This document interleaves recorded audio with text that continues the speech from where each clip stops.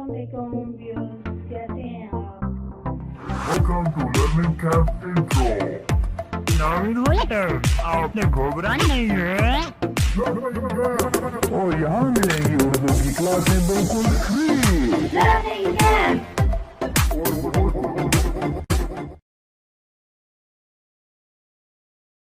औज़ुबिल्लाहिमिनश्शैतानिर्रजीम बिस्मिल्लाहिर्रहमानिर्रहीम। अस्सलाम वालेकुम स्टूडेंट, कैसे हैं आप लोग? उम्मीद है इंशाल्लाह सब लोग ठीक ठाक होंगे। आज मैं 9th क्लास के स्टूडेंट के लिए लाई हूँ नज़म बरसात की बहारें। ठीक है, आज हम इसके बारे में पढ़ेंगे, इसके शायर के बारे में इसकी तशरीह करेंगे और इसके इम्पोर्टेंट आंसर क्वेश्चन जो कि मैं एंड पे आपको बताऊंगी वो आप ज़रूर देखिएगा। मेरी वीडियो को एंड तक लाजमी देखना ताकि आपसे कोई क्वेश्चन कोई भी जो तशरीह वो रह ना जाए, तो ताकि आपके लिए मुश्किल ना हो। तो इससे आगे बढ़ने से पहले आप मेरे चैनल को सब्सक्राइब करें, लाइक करें, कमेंट्स करें, बेल आइकन पर ज़रूर प्रेस करें ताकि आपको मेरे आने वाली वीडियो साथ साथ मिलती रहें। तो चलते हैं, पढ़ते हैं नज़म बरसात की बहारें। सबसे पहले तो हम पढ़ेंगे शायर की हालात ज़िंदगी और शायर का नाम क्या है। ये बरसात की बहारें नज़म किसने लिखी है? ठीक है, तो इसके शायर हैं नज़ीर अकबर आबादी। नाम का सैयद वली मोहम्मद और तखल्लुस नज़ीर था। ठीक है, शायर का नाम क्या है? सैयद वली मोहम्मद। और तखल्लुस उनका क्या? तखल्लुस कहते हैं बेटे वो उसको, उस नाम को कि अपने नाम के साथ एक एक्स्ट्रा शॉर्टकट में अपना एक छोटा सा नाम दे देना, उसको तखल्लुस कहते हैं। कि वो उसके नाम से मशहूर हो जाता है, उसका नाम, उसको एक्स्ट्रा नाम अपने नाम के साथ लगा देना, तखल्लुस। ठीक है, तो क्या नाम था उनका? सैयद वली मोहम्मद और तखल्लुस था नज़ीर। ठीक है, इसलिए वो अकबर आबाद में पैदा होने की वजह से नज़ीर अकबर आबादी मशहूर हुए। ठीक है, अकबर आबाद जो है वो जगह का नाम है कि वो वहाँ पे पैदा हुए, तो उनके नाम के साथ क्या लग गया? नज़ीर अकबर आबादी। बाज़ रवायत के मुताबिक नज़ीर दिल्ली में पैदा हुए। ठीक है, ये जो दिल्ली जो है वो इंडिया का शहर है। उनके वालिद का नाम सैयद मोहम्मद फ़ारूक था जो नूरी दरवाज़ा आगरा में रहते थे। उनका शुमार अकबर आबाद के शुरफा में होता था कि वो वहाँ के जो शरीफ लोग थे उनके पहुँचते थे बहुत, उनमें उनका नाम मशहूर था। मतलब अमीर लोगों में, अच्छे लोगों में उनका नाम मशहूर था। अब्दुल गफूर शहबाज ने अपनी किताब ज़िंदगानी बेनज़ीर में लिखा है कि नज़ीर के वालिद के घर में 12 बच्चे पैदा हुए जो फौत हो गए। नज़ीर 13वें थे जो बड़ी दुआओं और तमन्नाओं से बच्चे थे। उनके वालिदैन ने मौत से बचाने के लिए उनके कान और नाक छिदवा कर उन्हें बिल्कुल लड़की सा बना दिया था। ठीक है, ये उनके बारे में थोड़ा सा है कि क्या हुआ था कि वो 12 बच्चे उनके पैदा हुए तो वो सब फौत हो गए, लेकिन एक बच्चा जो ये नज़ीर था ये उनमें बच गया था, उसको अल्लाह ताला ने ज़िंदगी दे दी। तो उनके वालिदैन ने उसको मौत से बचाने के लिए, नज़र से बचाने के लिए उनके कान और नाक में छिदवा दिए। मतलब उसमें जो है ना वो लड़कियों की तरह, जैसे लड़कियों कानों में बालियाँ डाल देते हैं, छिदवा देते हैं, इस तरह उसको लड़की की तरह बना दिया था। ये तो था शायर के हालात ज़िंदगी। थोड़ा सा इंट्रोडक्शन दिया, बहुत ज़्यादा डिटेल में नहीं जाते। ठीक है, तो स्टूडेंट नज़म बरसात की बहारें, सबसे पहले हम इसका मरकज़ी ख़्याल पढ़ेंगे कि इसका शायर इसमें क्या बताना चाहता है। उसके बाद हम इसकी शेर की डिटेल पढ़ेंगे। ठीक है, तो बरसात की बहारें ये न्यू एडिशन है। इससे पहले मैं जो पहली बुक थी ओल्ड बुक, उसकी बरसात की बहारें के उसके मैं जो वो तशरीह करवा चुकी हूँ। ये आपका न्यू एडिशन है जो सिलेबस चेंज हुआ है, तो उस न्यू एडिशन की बरसात की बहारें नज़म का में कुछ शेर जो बढ़ा दिए गए हैं, तो मैंने सोचा क्यों ना मैं आपको इसकी पूरी जो है वो नज़म की तशरीह है जो दोबारा से बता दूं। तो ये है बरसात की बहारें, तो इसका मरकज़ी ख़्याल है। शायर इसमें कहते हैं नज़ीर अकबर आबादी बरसात के मौसम यानी बारिश के मौसम की मंजर कशी करते हुए कहते हैं कि जब बरसात का मौसम आया तो हवा अपने साथ बादल और घटाएं लेकर आ गई। اور ہر طرف جل تھل ہو گئی، درخت پودے سبز کھیت برسات سے دھل گئے۔ کیا کہتے ہیں جب برسات کا موسم آیا، ہر طرف بادل، ہوائیں، ٹھنڈی ہوائیں اور کالے سے بادل چھا گئے، اور بارش سے جو درخت پودے تھے وہ سبز شاداب ہو گئے، کھیت لہرانے لگے، اور ہوا کے پرزور جھونکے آتے تو سرسبز شاداب کھیت جھومتے نظر آتے کہ ہوا سے جھوم رہے ہیں، خوش ہو رہے ہیں۔ یوں محسوس ہوتا ہے کہ ہر طرف سرسبزی اور شادابی ہے۔ حد نگاہ کیا ہے؟ جہاں تک آپ کی نظر جائے تو ہر طرف ہریالی ہی ہریالی دکھائی دیتی ہے۔ طبیعت میں فرحت یعنی کہ خوشی محسوس ہوتی ہے۔ بارش کے قطرے اتنے خوبصورت دکھائی دیتے ہیں جیسے کسی چیز کے جگمگ کرنے کی کیفیت ہو، جیسے کوئی ستارے ٹمٹما رہے ہوں، تو ایسے وہ جو بارش کے قطرے محسوس ہوتے ہیں۔ انسانوں اور دوسرے جانداروں میں بے چینی کی کیفیت ختم ہو جاتی ہے۔ برسات کے موسم میں سب کے اندر جو بے چینی، مایوسی ہوتی ہے، وہ موسم اتنا پیارا ہوتا ہے، اس کی اتنی بارش، ٹھنڈی ہوائیں، اس کی خوبصورتی اتنی پیاری لگتی ہے کہ بے چینی جو ہوتی ہے وہ انسان کی وہ ختم ہو جاتی ہے، اور ہر طرف برسات کی بہاروں کی دھوم ہے۔ شاعر کہتے ہیں کہ انسانوں کی مستی اور دل فریبی تو ایک طرف، برسات کے حسین اور دل فریب منظر جو ہیں وہ لطف اٹھاتے ہوئے تیتر بھی حمد الہی میں مصروف ہو گئے ہیں۔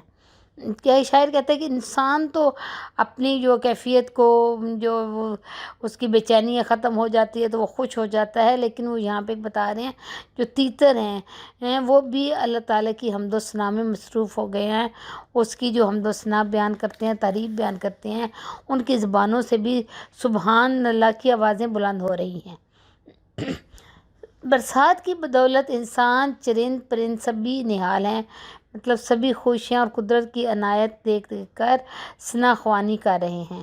بھئی اللہ تعالیٰ کی وہ حمد و ثنا بیان کر رہے ہیں، اللہ تعالیٰ کی قدرت دیکھ کر، گویا ہر طرف برسات کی بہاروں کی دھوم مچی ہوئی ہے۔ یہ تو اس کی مرکزی خیال تھا اس نظم کا، ٹھیک ہے۔ تو اب ہم پڑھیں گے ان کے شعر اور ان کی تشریح۔ تو چلتے ہیں شعر کی طرف۔ تو شعر نمبر 1 ہے: ہیں اس ہوا میں کیا کیا برسات کی بہاریں، سبزوں کی لہلہاہٹ باغات کی بہاریں، بوندوں کی جھمجھماہٹ قطرات کی بہاریں، ہر بات کے تماشے ہر گھات کی بہاریں، کیا کیا مچی ہیں یارو برسات کی بہاریں۔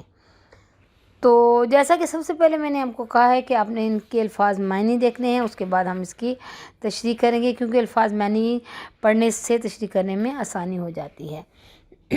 تو اس میں برسات کا مطلب بارش کا موسم، آگے بہاریں، بہار کا موسم، ہریالی، سبزہ ہریالی گھاس، ٹھیک ہے، لہلاہٹ خوشی سے جھومنا، بوند کہتے ہیں قطرے کو، جھمجھماہٹ رم جھم بارش جیسے برستی ہے، ٹپ ٹپ کو، وہ لگاتار بارش تیز سے ہوتی ہے، وہ رم جھم، قطرات پانی کی بوندیں، تماشے تماشا کی جمع کرتب، ٹھیک ہے، گھات انداز طور طریقہ یا ڈھنگ۔ تو یہ تو تھے اس کے مشکل الفاظ کے معنی۔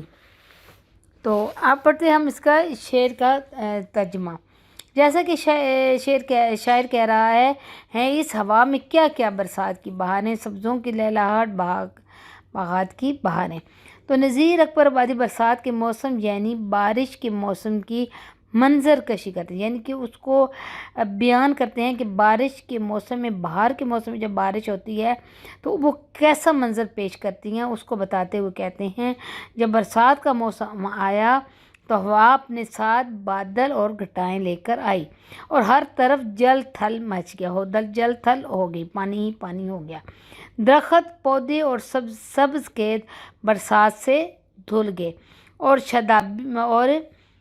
ہوا کے پرسرور جھونکے آتے ہیں تو سبز و شاداب کھیت جھومنے لگتے ہیں۔ وقت جیسے ہی ٹھنڈی ہوا کے جھونکے آتے ہیں تو وہ جو کھیت میں سبز وہ ہریالی ہے تو وہ جھومنے لگتی ہے، اس کی فیلنگ وہ بتاتے ہیں کہ برسات کے موسم میں تو سبز کھیتوں کی کیفیت کیا ہوتی ہے۔ بوندوں کی جمجماہٹ، قطرات کی بہاریں، ہر بات کے تماشے، ہر گات کی بہاریں۔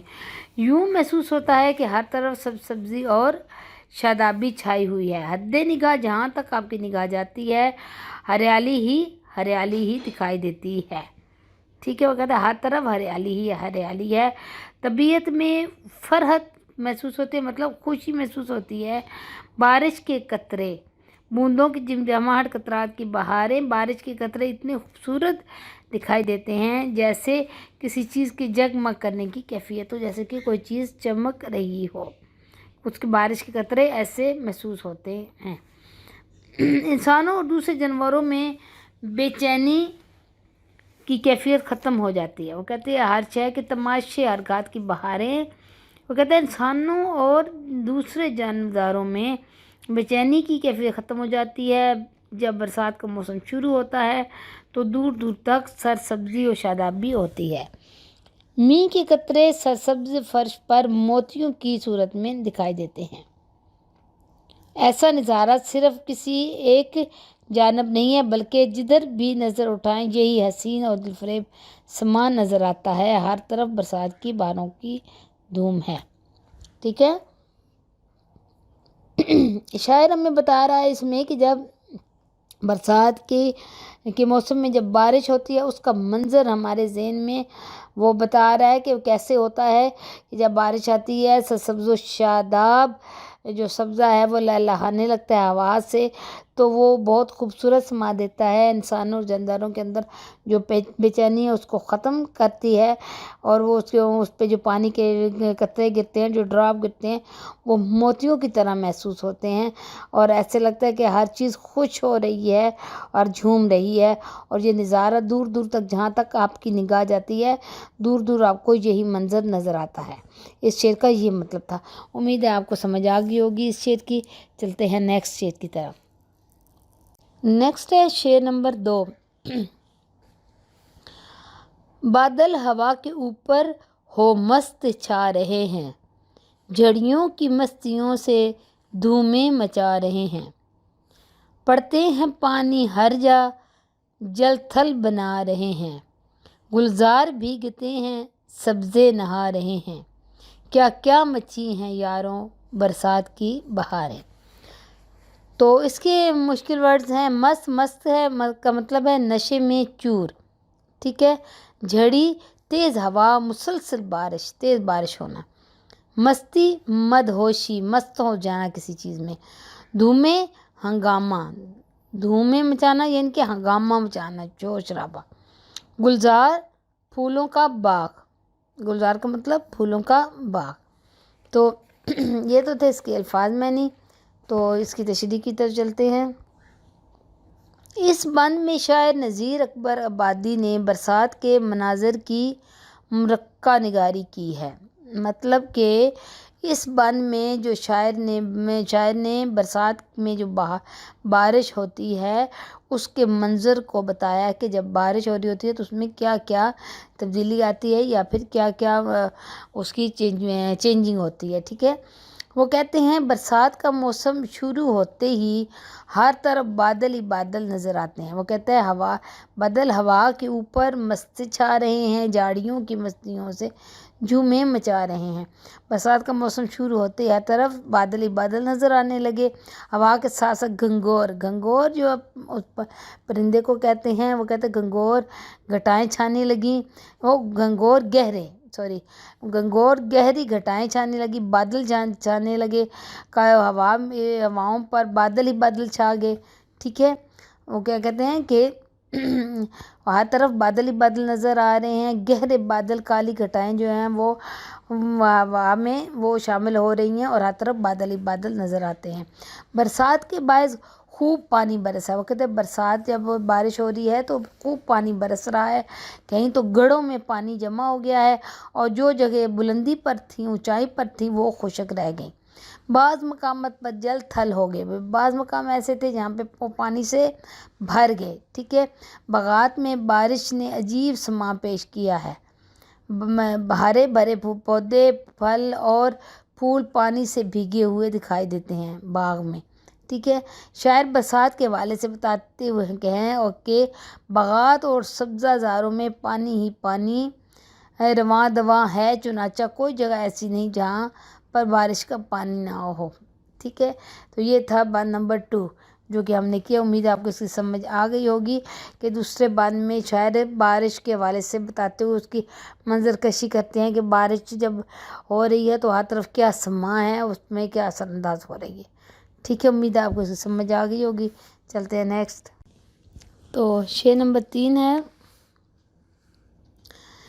جنگل سب اپنے تن پر ہریالی سج رہے ہیں، جنگل سب اپنے تن پر ہریالی سج رہے ہیں، گل پھول جھاڑ بوٹے کر اپنی دھج رہے ہیں، بجلی چمک رہی ہے بادل گرج رہے ہیں، اللہ کے نکارے نوبت کے بج رہے ہیں، کیا کیا مچی ہیں یارو برسات کی بہاریں. تو اس شعر میں شاعر کہتے ہیں، سب سے پہلے ہم اس کے الفاظ میں دیکھتے ہیں. تن کا مطلب جسم. ٹھیک ہے.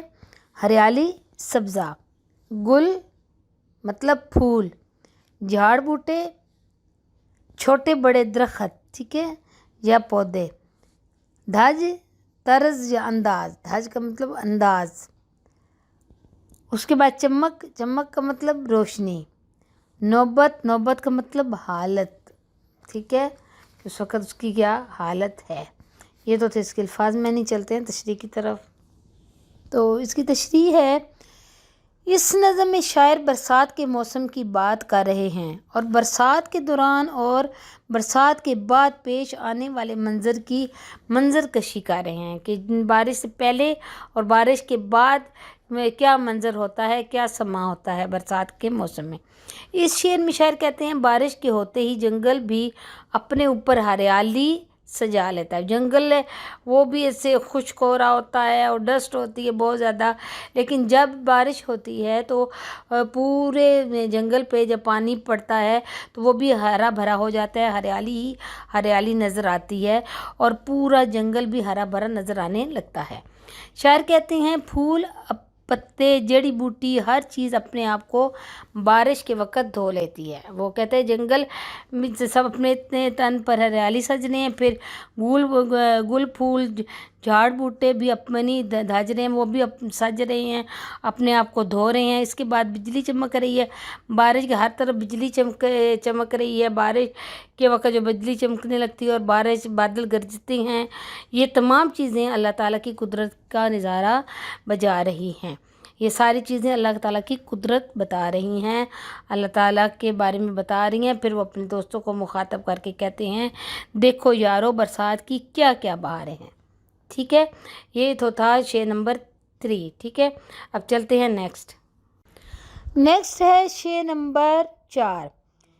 کیا کیا رکھے ہیں یا رب سامان تیری قدرت، بدلے ہیں رنگ کیا کیا ہر آن تیری قدرت، سب مست ہو رہے ہیں پہچان تیری قدرت، تیتر پکارتے ہیں سبحان تیری قدرت، کیا کیا مچی ہیں یارو برسات کی بہاریں.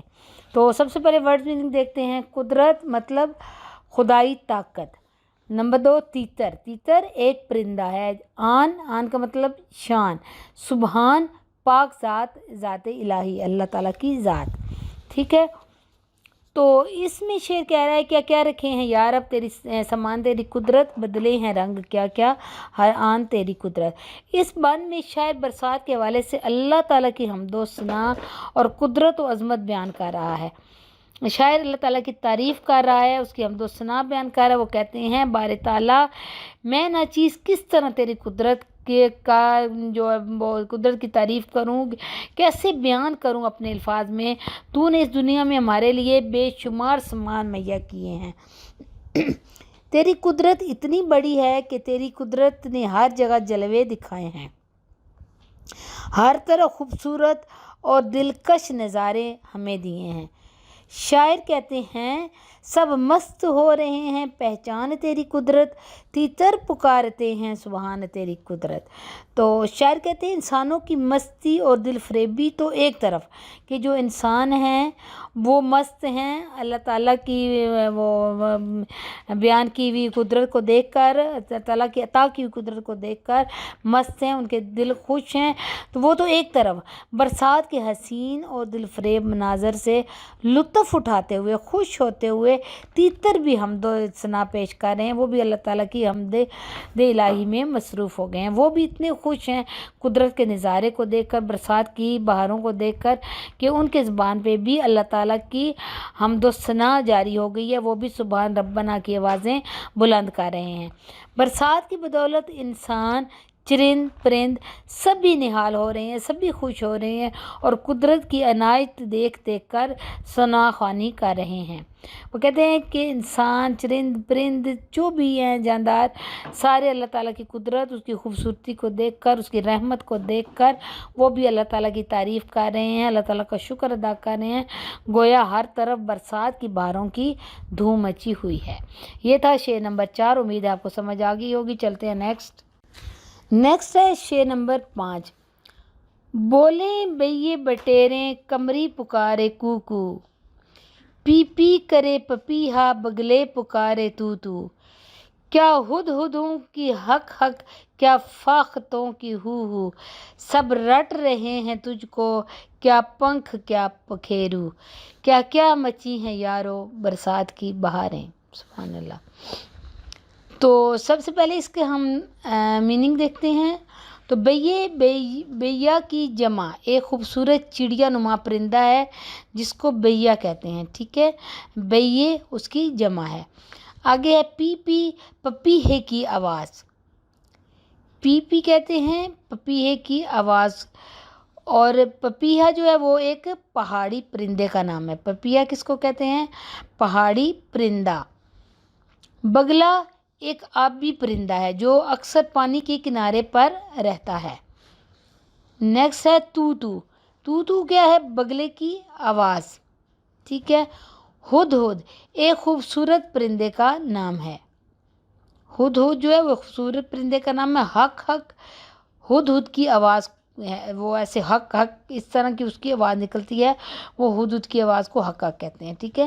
آگے فاختہ، فاختہ جو ہے وہ سرخی مائل چھوٹا پرندہ ہے جس کی گردن پر کالی دھاری ہوتی ہے، ٹھیک ہے، وہ فاختہ پرندہ ہے۔ رٹ رہے ہیں بار بار ایک بات کہہ رہے ہیں، رٹ رہے ہیں بار بار ایک بات کہہ رہے ہیں۔ آگے پنکھ، پنکھ کہتے ہیں پرندے کے پر یا بازو کو، ٹھیک ہے۔ آگے ہے پکھیرو، پکھیرو پرندہ، پکھیرو پرندہ۔ اب وہ کو کہہ رہا ہے بولیں بھئیے بٹیرے قمری پکارے کوکو، پی پی کرے پپیہا بگلے پکارے تو۔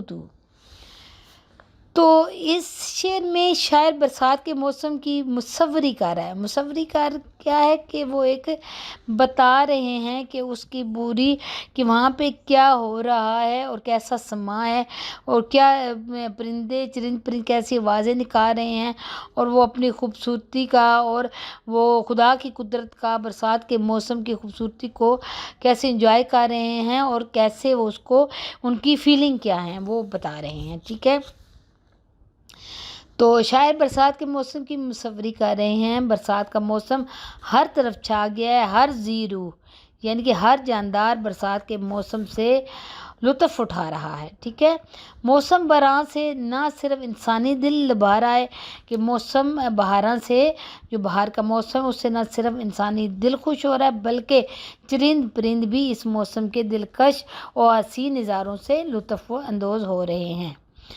تو یہاں پہ وہ شاعر نے خاص طور پر اس بارے میں پرندوں کے حال احوال کا ذکر کیا، کچھ پرندوں کے بارے میں انہوں نے بتایا ہے۔ شاعر کہتے ہیں بارش آنے سے پہلے تمام پرندوں کے قلب و جاں کو تراوت ملتی ہے۔ وہ کہتے ہیں، شاعر کہتا ہے بارش آنے سے پہلے تمام پرندوں کے دل کو خوشی ملتی ہے۔ برسات کی بدولت، بارش کی بدولت بٹیر اور قمری پرندہ اپنی آواز میں خدا تعالیٰ کی حمد و ثنا بیان کرتے ہیں۔ ٹھیک ہے، یہاں پہ دیکھو بٹیرے، پپیہا، پگلے، ہدہد، فاختہ، یہ سب جو ہیں وہ اللہ تعالیٰ کی خوشنودی بیان کرتے ہیں، اس کی حمد و ثنا کرتے ہیں برسات کے موسم میں جب وہ خوش ہوتے ہیں۔ تو وہ کہتے ہیں کہ برسات کی بدولت بٹیر اور قمری پرندہ اپنی آواز میں اللہ تعالیٰ کی حمد و ثنا کرتے نظر آتے ہیں۔ قمری یعنی کہ فاختے کی ایک قسم ہے، فاختہ جو پرندہ اس کی طرح کا یہ بھی پرندہ ہوتا ہے۔ پرندے کی کوکو سے سارے ماحول میں جشن کا سماں محسوس ہوتا ہے۔ جب وہ کوکو کرتا ہے تو بہت خوبصورت سماں پیدا ہوتا ہے، گویا ایسا لگتا ہے کہ بٹیریں بھی ان کے ساتھ مل کر جشن موسم برسات منا رہی ہیں۔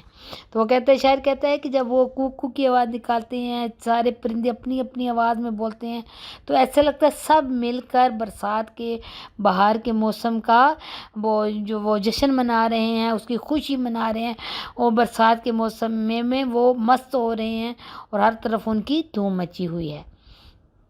وہ کہتا ہے اس محفل میں برسات میں پپیہا بھی اپنی پی پی سے اور بگلے اپنی تو تو سے چمن کو گرماتے ہیں۔ وہ کہتا ہے کہ اس محفل میں پپیہا اپنی پی پی اور پگلے اپنی تو تو کی آواز سے تو ہر طرف جو جشن منا رہے ہیں، ہر ہدوں کی حق حق اور جو ہد ہے ان کی حق حق اور فاختوں کی ہو سے اس محفل اہل چمن کو اور بھی رونق بخشتی ہے۔ مطلب یہاں پہ شاعر نے سب پرندوں کی آوازوں کو ملاتے ہوئے جو ہے وہ برسات کے موسم کی خوبصورتی کے ماحول کو بتایا ہے کہ کس طرح چرند پرند انسان سارے مل کر اس کی خوشی مناتے ہیں، اس کا جشن مناتے ہیں۔ جب بہار کے موسم میں بارش ہوتی ہے تو ان کا کیا منظر ہوتا ہے، گویا ہر کوئی اپنی آواز میں حمد الہی کر رہا ہوتا ہے اور اللہ تعالیٰ کا شکر ادا کر رہا ہوتا ہے۔ شاعر کہنا چاہتے ہیں کہ نہ صرف انسان بلکہ چرند پرند بھی موسم بہار سے لطف اٹھاتے ہیں۔ موسم برسات کی وجہ سے ہر طرف عجب کرشمہ سازیاں ہیں، موسم کی دھوم ہر طرف ہے، سب قدرت کے کھیل ہیں۔ ٹھیک ہے، امید ہے آپ کو اس شعر کی سمجھ آ گئی ہوگی کیونکہ میں نے بہت سمپل ورڈز میں آپ کو بتا دیا ہے۔ ٹھیک ہے، چلتے ہیں نیکسٹ شعر کی طرف۔ نیکسٹ ہے شعر نمبر 6۔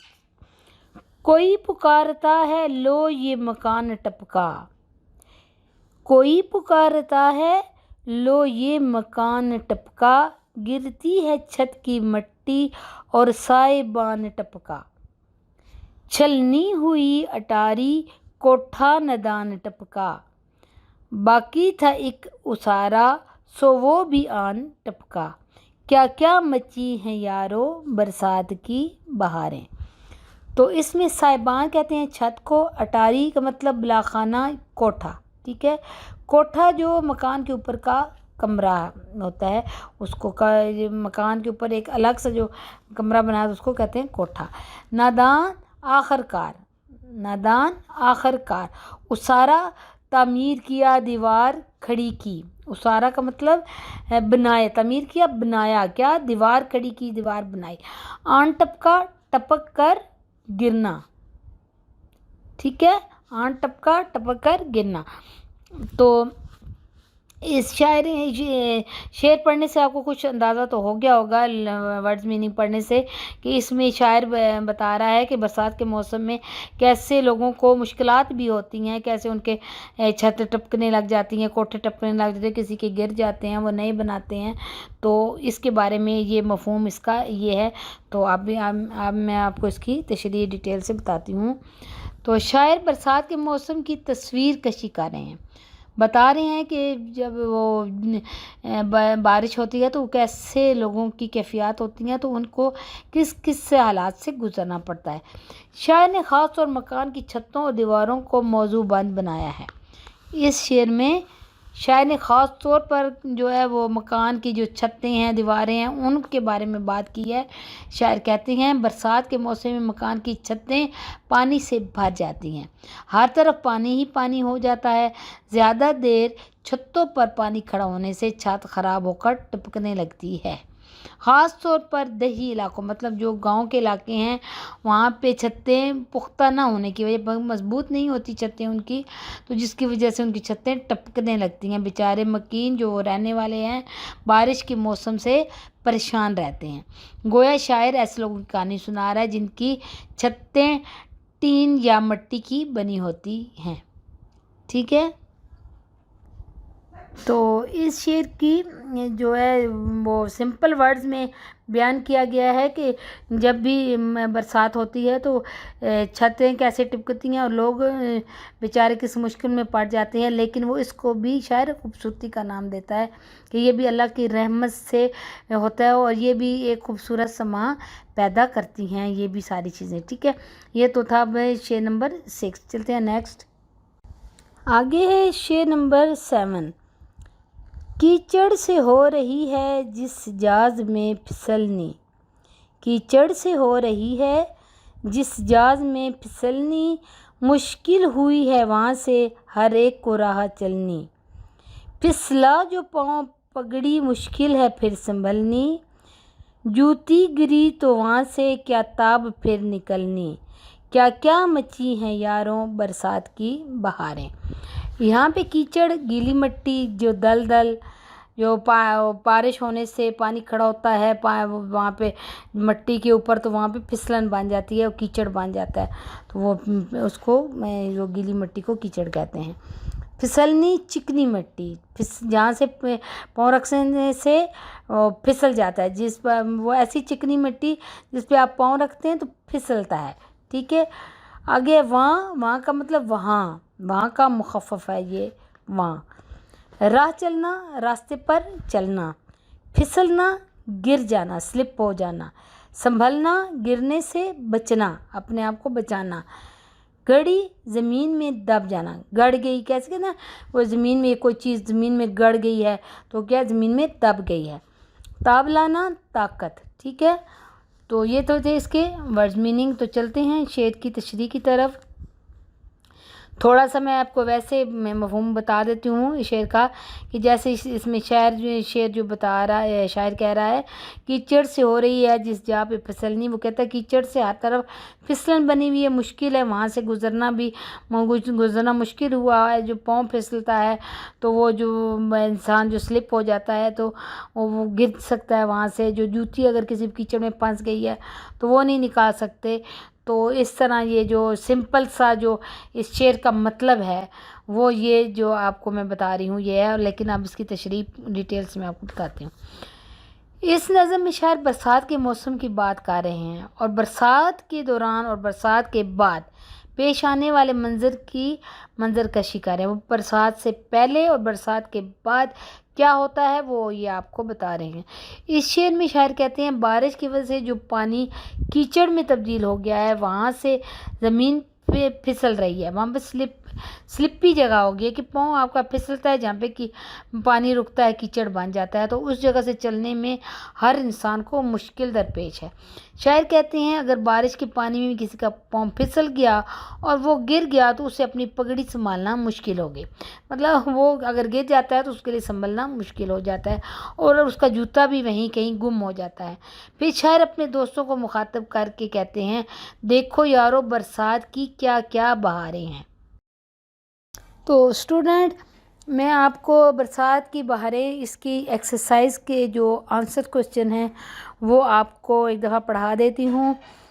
آپ پڑھ تو خود بھی سکتے ہیں لیکن ہو سکتا ہے کہ آپ کو میرے پڑھانے سے جلدی یاد ہو جائے، کہیں آپ کو کوئی مسٹیک ہو رہی ہے، مشکل ہو رہی ہو تو آپ کے لیے آسانی ہو جائے گی۔ تو چلیں ہم اس کی ایکسرسائز کرتے ہیں۔ پہلا اس کا کوسچن ہے شاعر نے برسات کے کون کون سے منظر بیان کیے ہیں اس میں، ٹھیک ہے۔ تو نذیر اکبر آبادی برسات کے موسم یعنی بارش کے موسم کی منظر کشی کرتے ہوئے کہتے ہیں جب برسات کا موسم آیا تو ہوا اپنے ساتھ بادل اور گھٹائیں لے کر آئی اور ہر طرف جل تھل ہو گیا. درخت، پودے اور سرسبز کھیت برسات سے دھل گئے. ٹھیک ہے.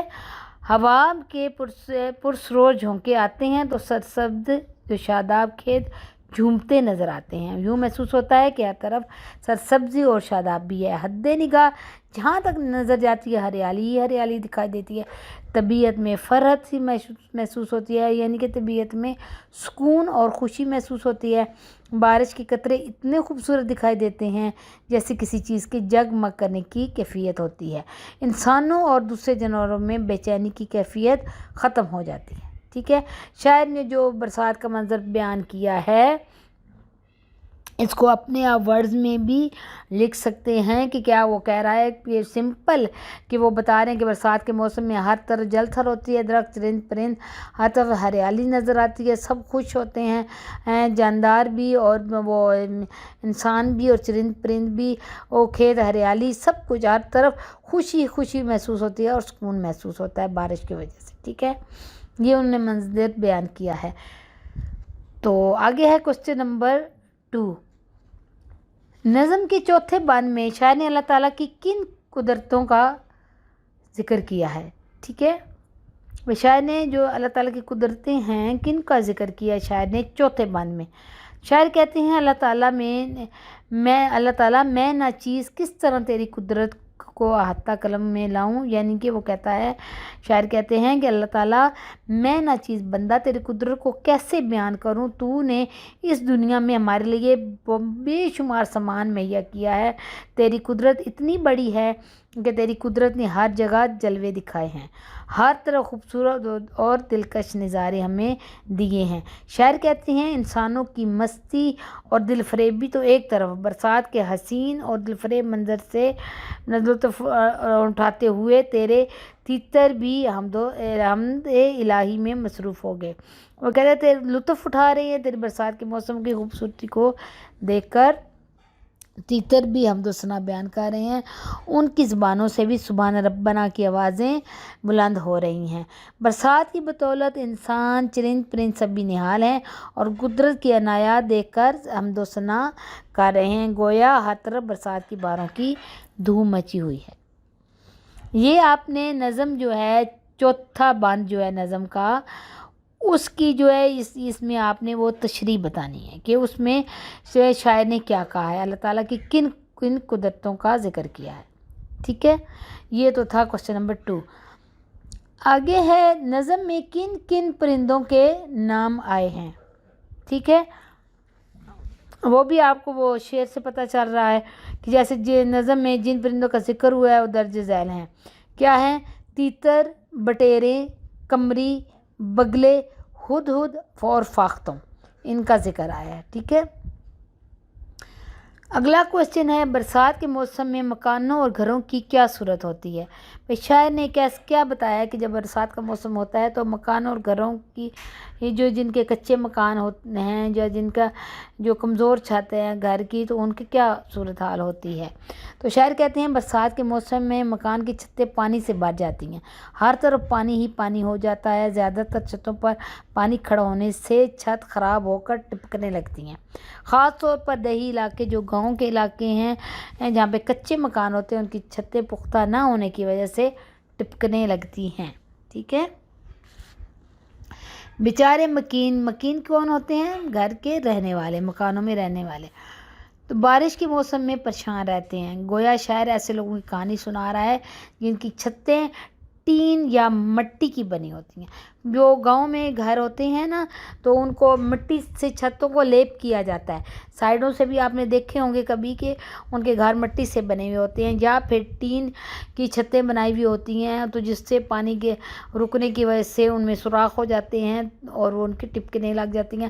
مٹی پگھل جاتی ہے، وہ مطلب مٹی اوپر سے وہ تیز بارش کی وجہ سے ختم ہو جاتی ہے تو وہ ان کی چھتیں ٹپکنے لگ جاتی ہیں. ٹھیک ہے. یہ سارا منظر شاعر نے اس میں بیان کیا ہے. آگے ہے نظم کے آخری بند میں شاعر نے کس منظر کو پیش کیا. جو نظم کا آخری بند ہے، ٹھیک ہے، اس میں شاعر نے کس کا ذکر کیا؟ یہ بھی جب آپ پڑھیں گے تو آپ نے اس کی تشریح لکھنی ہے سمپل.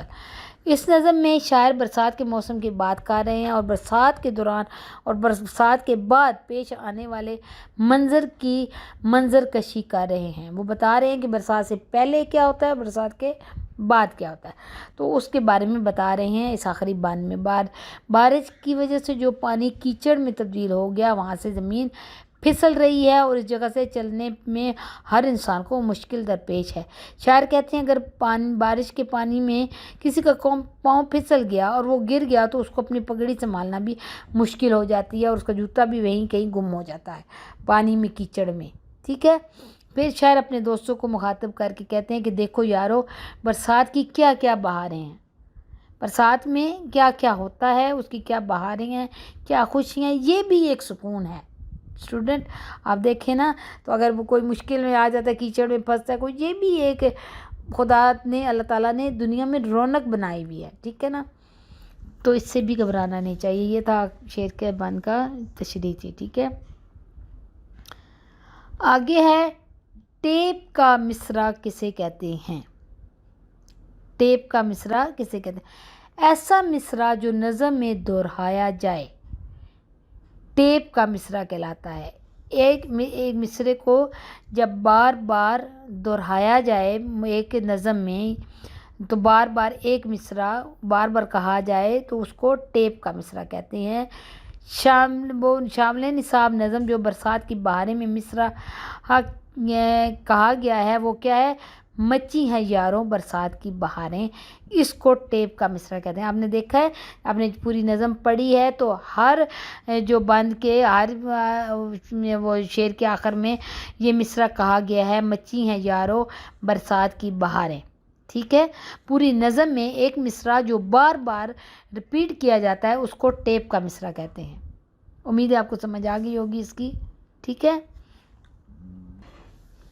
آگے کویشچن ہے ترکیب بند اور ترجیح بند میں کیا فرق ہے. یہ آپ کا گرامر کا سوال ہے. ٹھیک ہے. ترکیب بند ہر وہ نظم جس کے متعدد بند ہوں ترکیب بند کہلائے گی.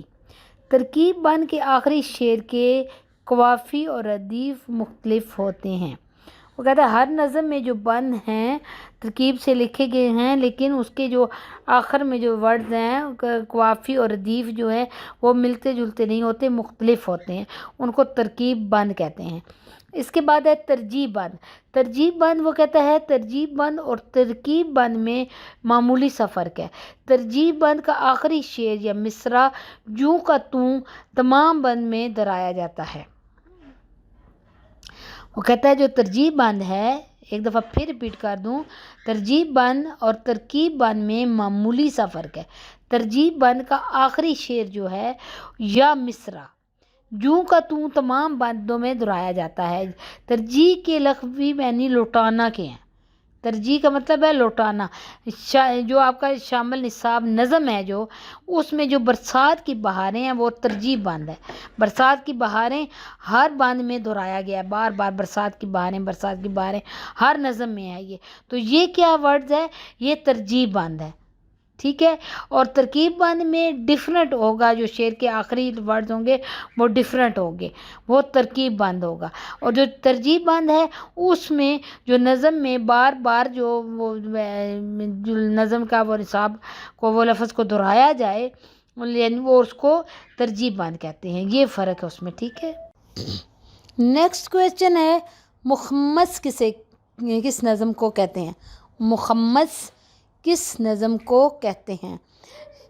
جس نظم کے ہر بند کے 5 مصرے ہوں اسے مخمس کہتے ہیں. یہ اسٹوڈنٹ آپ کے وہ آبجیکٹیو میں یہ کویشچن آ سکتا ہے. ٹھیک ہے، کہ مخمس کس کو کہتے ہیں. تو آپ نے یاد رکھنا ہے کہ جس وہ بند میں 5 مصرے ہوں. ٹھیک ہے. عموماً 4 ہوتے ہیں. ٹھیک ہے، 4 ہوتے ہیں یا 2 ہوتے ہیں، لیکن کیا ہے کہ کسی میں 5 بھی ہوتے ہیں. جیسے ابھی یہ پڑھایا اس میں 5 بھی تھے. ٹھیک ہے. تو 5 جو مصرے ہوں گے جس میں اس کو مخمس کہتے ہیں. تو نیکسٹ کویشچن ہے کہ اس نظم برسات کی بہاریں کا مرکزی خیال بیان کریں. تو یہ مرکزی خیال میں آپ کو شروع میں یہ کوسچن بتا چکی ہوں. آپ اس کوسچن کا آنسر یہ ویڈیو کے شروع میں جو میں نے مرکزی خیال بتایا ہے وہ یہی ہے, آپ اس کو پک کر سکتے ہیں. تو یہ تو تھے آپ کے آنسر کوسچن. ٹھیک ہے, مجھے امید ہے آپ کو سمجھ آ گئی ہوگی. تو آگے اس کے ہیں آبجیکٹیو ہیں. آبجیکٹیو میں ہے کہ آپ نے ٹک لگانا ہے جو صحیح آنسر اس پہ. تو اس کا ہے پہلا, نظم کے 5ویں بند میں کس کا ذکر آیا ہے؟ نظم کا جو 5واں بند ہے اس میں کس چیز کا ذکر آیا ہے؟ پرندے کا, جانور کا, برسات کا یا مناظر کا؟ تو وہ کہتے ہیں کہ اس میں ذکر آیا ہے پرندے کا. ٹھیک ہے, آگے ہے نذیر اکبر آبادی کی وجہ شہرت کیا ہے؟ نذیر اکبر آبادی کی وجہ شہرت کیا ہے؟ شاعری, معلمی, سیاحت یا سیاست؟ اس میں سو کیا ہے, وہ نذیر اکبر آبادی کیا ہے؟ شاعر ہیں, تو ان کی وجہ شہرت شاعری ہے. آگے ہے کیا کیا مچی ہیں یارو برسات کی بہاریں, قواعد کی روح سے اس مصرے کو کیا کہتے ہیں؟ ٹاپ کا مصرع, ٹیپ کا مصرع, حاصل غزل مصرع, کیا کہتے ہیں اس کو؟ میں نے یہ آپ کو پیچھے کوسچن بتایا ہے کہ کیا کیا مچی ہیں یارو برسات کی بہاریں, قواعد کی روح سے اس مصرے کو کیا کہتے ہیں؟ ٹیپ کا مصرع. ٹھیک ہے, ٹیپ کا مصرع. آگے ہے نظم برسات کی بہاریں ہیت کے اعتبار سے کیا ہیں؟ نظم برسات کی بہاریں ہیت کے اعتبار سے کیا ہیں؟ مخمس ترکیب بند, مخمس ترجیح بند یا مدسس ترکیب بند؟ تو یہ اس کے کیا ہے؟ مخمس ترجیح بند, کیونکہ وہ ان کی وہ ساری ڈفرینٹ ہے. یہ پیچھے آپ کو مخمس کا اور اس کا بتا چکی ہوں. ٹھیک ہے, ڈفرینٹ ہے یہ. تو اس کو کہتے ہیں ہیت کے اعتبار سے کیا ہے یہ؟ مخمس ترجیح بند. آگے ایسی نظم جس کے ہر بند میں 5 مصرے اس کو کیا کہتے ہیں؟ مخمس, متصدس یا کتاب بند. یہ بھی پڑھایا, اس کو کیا کہتے ہیں؟ مخمس. اردو شاعری میں نذیر اکبر آبادی کو کیا کہا جاتا ہے؟ اسلامی شاعر, رومانی شاعر یا عوامی شاعر؟ تو نذیر اکبر آبادی کو کہا جاتا ہے عوامی شاعر. ٹھیک ہے, اگر ولی محمد کس شاعر کا اصل نام ہے؟ ولی محمد کس شاعر کا اصل نام ہے؟ حالی, بے نظیر شاہ یا نذیر اکبر آبادی؟ تو یہ کس کا ہے؟ نذیر اکبر آبادی کا ہی جو ہے اصل جو ہے وہ شاعر کا اصل نام ہے. نذیر اکبر آبادی کا اصل نام ولی محمد ہے. ٹھیک ہے, تو آگے ہے موسموں, تہواروں, مناظر, فطرت اور رسومات جیسے عوامی موضوعات کس شاعر کی شاعری کا اہم حصہ ہیں؟ میں موسموں کی, تہواروں کی, مناظر, فطرت, رسومات, کون سے شاعر ہیں جو یہ اپنی شاعری میں زیادہ ورڈز یوز کرتے ہیں؟ اس کا مطلب یہ ہے. تو کون سے؟ مرزا غالب ہیں, میر تقی میر ہیں یا نذیر اکبر آبادی ہیں؟ تو یہ کون سے شاعر ہیں؟ نذیر اکبر آبادی, جن کے شاعر میں زیادہ تر موسموں, تہواروں کے مناظر اور فطرت, رسومات کا ذکر ہوتا ہے. ٹھیک ہے, امید ہے آپ کو سمجھ آ گئی ہوگی. آپ کو میری ویڈیو اچھی لگے تو کمنٹس کریں, لائک کریں, سبسکرائب ضرور کریں, بیل آئیکن پر ضرور پریس کریں تاکہ میری آنے والی ویڈیو آپ کو ساتھ ساتھ ملتی رہیں. ٹھیک ہے, ملیں گے نیکسٹ ویڈیو میں. اللہ حافظ.